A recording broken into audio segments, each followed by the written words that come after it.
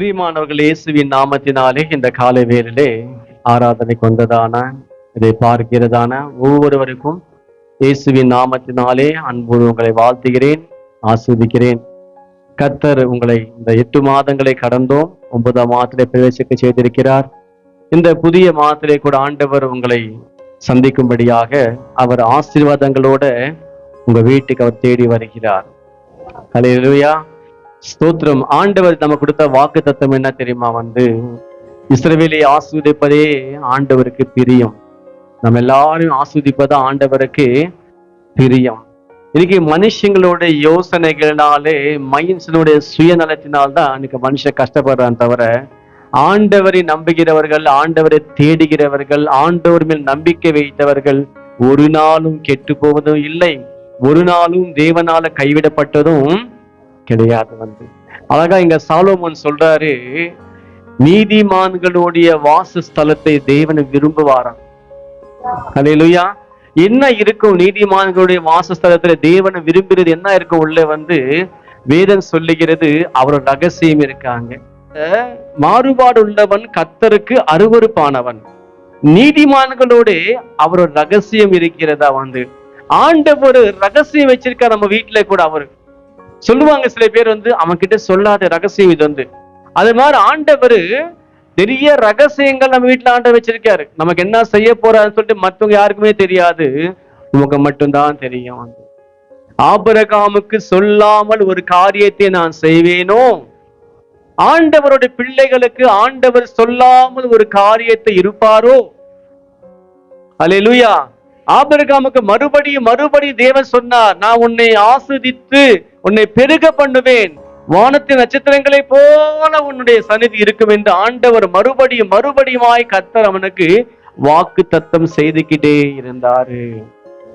நம்ம வாழ்க்கையிலே கூட நம்ம தோய்ந்து போகும் நேரம் வரும், நம்ம சஞ்சலப்படுகிற நேரம் வரும், நம்ம வாழ்க்கையிலே கூட என்ன செய்வோம் என்று அங்கலாய்க்கிற நேரம் வரும். அப்போதும் ஆண்டவர் சொல்லுவார் உங்களை பார்த்து, நான் கர்த்தர், நான் மாறாதவர், அவர் வாக்கு தத்தம் செய்தவர் உண்மை உள்ளவர். சில நேரங்களிலே அவர் கொடுத்த வாக்கு தத்தங்களுக்கு நம்ம வாழ்க்கை சூழ்நிலைகளை வேற மாதிரி போகலாம். ஆண்டவர் சொன்னது வேற மாதிரி இருக்கும், நம்ம வாழ்க்கை வேற வீட்டுல போய்கிட்டே இருக்கும். என்னாச்சு, ஆண்டவர் நம்ம வீட்டு விலகி போயிட்டாரோ? சில நேரங்கள்ல அப்படி கூட நமக்கு யோசிக்க தோணும். ஆண்டவர் சொல்றாரு இங்கே, நீதிமான்களுடைய வாசஸ்தலத்தை அவர் ஆஸ்வதிக்கிறார். ஹல்லேலூயா. ஆசீர்வாதம் சும்மா வந்துடாதுங்க. யாரும் நமக்கு சும்மா கொடுக்க மாட்டாங்க, 100 ரூபாய் 10 ரூபாய் கூட. அப்போ கர்த்தர் நம்ம குடும்பத்தை ஆஸ்வதிக்கணும், அதுக்கு ஏற்ற பாத்திரமானாக நாம் என்ன பண்ணோம், நம்ம குடும்பம் அங்கே இருக்க வேண்டும்.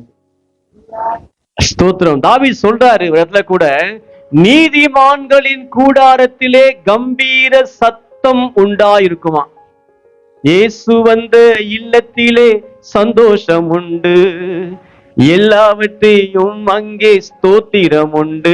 என்ன உண்டா? இயேசு வந்த இல்லத்துல என்ன உண்டு? சண்டை இருக்காது. ஃபர்ஸ்ட் நீதிமான்கள் வீட்டுல அப்படி இருக்காது. அங்க சவுண்ட் இருக்காது, அங்க சண்டை இருக்காது, அங்க புலம்பல் இருக்காது, அங்க அழுகை இருக்காது. அங்க என்ன இருக்குமா?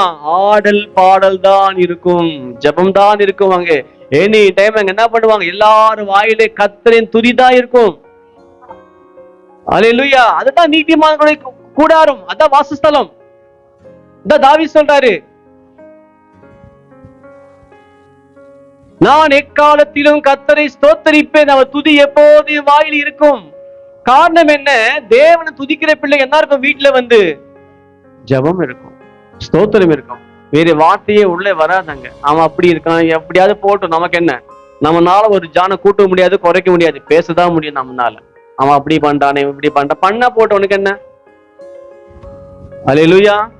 இன்னைக்கு நிறைய பேர் தன் குடும்பத்தை யாரும் பார்க்கறது கிடையாது, தன் குடும்பத்துக்கு யோசிக்கிறதும் கிடையாது. அவன் என்ன நினைக்கிறான், இவன் என்ன பண்றான், இதுதான் யோசிக்கிறான். எனக்கு ஆண்டு சொல்றாரு, உங்கள் குடும்பத்தை குறித்து அக்கறை உள்ளதா நீங்க இருக்க வேண்டுமா? யோபு செஞ்சா கரெக்டா தெரியுமா? தன் குடும்பத்துக்கு பிள்ளைகள் ஏதாவது தப்பா பேசியிருப்பாங்களோ, ஏதாவது பாவம் பண்ணிருப்பாங்களோ, ஆண்டவர் அவங்க ஏதாவது செய்வாரோன்னு சொல்லி டெய்லி அவங்களுக்காக என்ன செய்வானா? பழைய ஏற்பாட்டின்படியாக அவன் பலி கொடுப்பானா.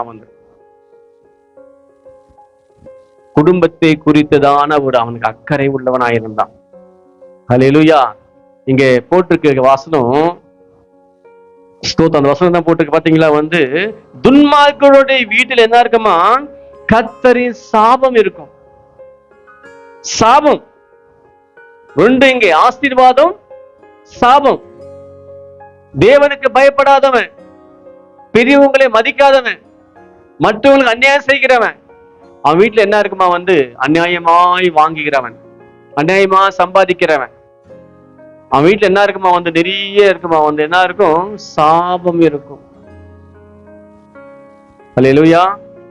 சாபம் இருக்குமா, வீட்டுல எல்லாமே இருக்கும், அது கூட என்ன இருக்கும், அவன் கூட சாபமும் இருக்கும்.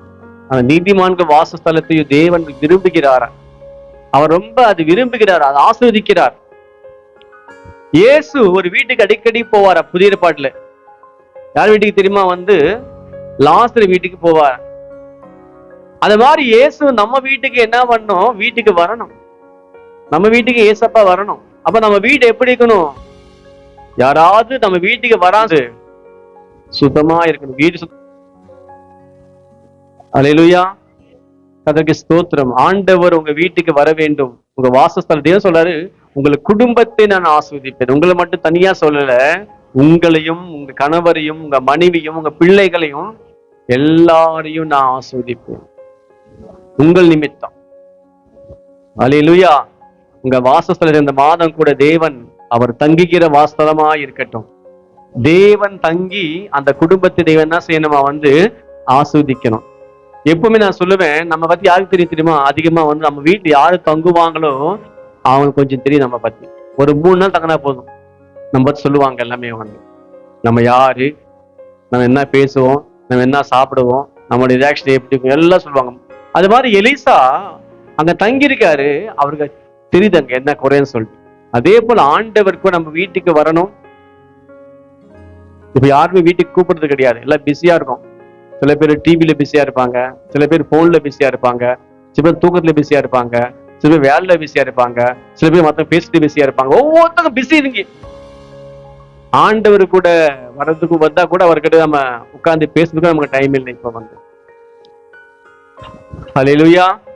கர்த்தருக்கு ஸ்தோத்திரம். பிரியமானவர்களே, தேவன் இந்த மாதம் உங்களுடைய வாசஸ்தலத்தையும் உங்க வீட்டையும் கூட ஆண்டவர் ஆஸ்வதிப்பார். ஒரு நன்மையும் குறையில்லாதபடிக்கு தேவன் எல்லாவற்றையும் நிறைவாய் தந்தருளி நீங்கள் மற்றவர்கள் மத்தியிலே ஆசீர்வாதமாய் வாழும்படிக்கு ஆண்டவர்களை ஆஸ்வதிப்பார்.